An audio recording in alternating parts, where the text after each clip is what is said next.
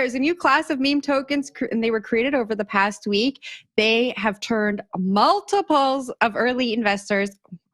Guys, it's Friday. I can't speak. I just can't talk. Let me try that again. Please cut me a break, everyone. We're getting through this show. Okay. So you got this, Jen. I got it. So the market cap has reached over $50 million in some cases, but here's the kicker. The memes aren't about food or dogs. Instead, they are focused on articles from the English language. So the most traded token on Uniswap is the token. So the THE token.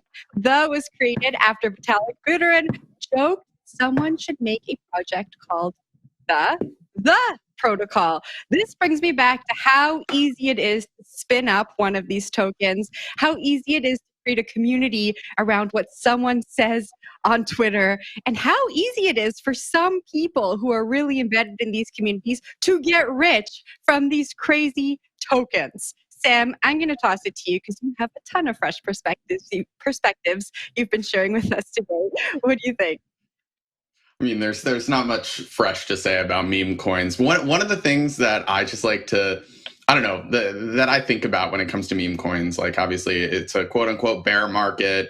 All these token prices are down. Meme coins don't care because they're worth 0.0000 whatever anyway, and they go up and down. And I don't know, it's still a game. And I kind of think of meme coins as this sort of sideshow, like sports betting almost, where there is actually something there. It's a little bit more than just gambling, where well, I mean, depends on the type of gambling, but I think that there is this odd strategy involved where you have these people who have some, you know, I don't know, they have some foresight into not the market as much as the meme. I just don't know what this is. There's this weird knowledge within crypto that is getting capitalized on that I don't know if we've seen it capitalized on before in any direct way. And I just think it is fun to watch, of course. It's risky. It's weird. I think at this point, the Daily from the New York Times has covered Doge and stuff. So people should hopefully know the risks of all of this stuff. But anyway, fun to watch. I really don't have that much of a fresh perspective when it comes to meme coins. But Zach, maybe I'll throw it to you.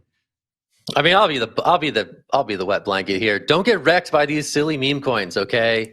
Your friends are not exit liquidity. There's a great meme of this, That's right? where Your you're friends, wrong. your followers are not exit liquidity. So, where there may be a community of people spun up around these coins in this instant moment of attention, there's other people who are looking to use that attention to cash out. So don't necessarily be fooled. Know what you're getting in for at the very least, right?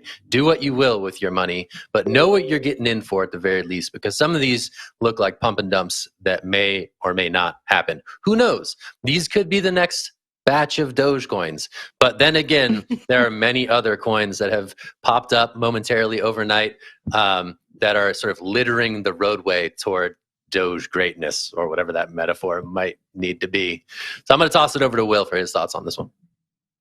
Yeah, slight disagreement. I do think that you're directionally correct here. You should not use your friends as exit liquidity. Suzu, still watching you. We know you did that. Not great. But that being said, this is like a part of crypto culture, right? Like everyone gets drawn into this at some point. It's often the way that you get brought into the community, right? You like find some no-name token. You think it's going to be like the end all be all. You put a few bucks into it rather, and then all of a sudden like you get rug pulled and you have no more money. But you learn how to use the applications along the way. You learn how to use the token. You learn how to use a wallet. You learned all these things through using a token on Ethereum or whatever blockchain you're using.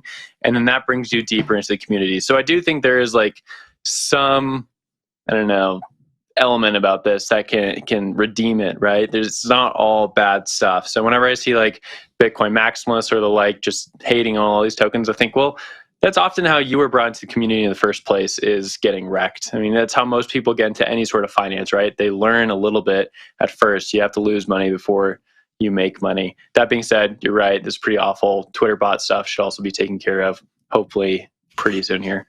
Sam, we'll throw it back up to you. Briefly, I would like to revise my sports betting analogy.